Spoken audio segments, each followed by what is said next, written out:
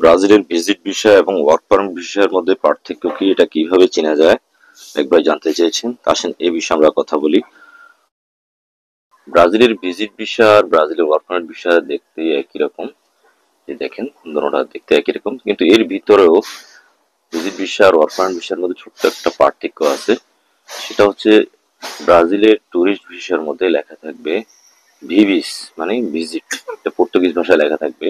আর work permit ভিসার মধ্যে যেটা লেখা থাকবে সেটা হচ্ছে বিতেম ভি। এটার অর্থ হচ্ছে বিস্তুস টেম্পোরারিও ক্যাটাগরিয়া ভি, অর্থাৎ temporary work permit visa V ক্যাটাগরির।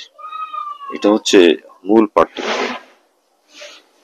আর ব্রাজিলের ভিজিট ভিসা সাধারণত 3 মাস, 6 মাস বা 1 বছর হয়ে থাকে।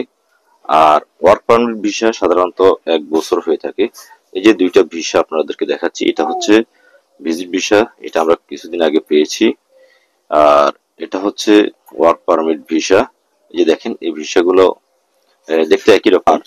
আর একটা কথা যোগ করি, সেটা হচ্ছে যে ভিসা কোন জায়গা থেকে ইস্যু হয় এটা এখানে লেখা থাকবে। এই যে দেখেন এখানে টাইপ অফ ইস্যু যেটা আমরা যেটাকে বলি,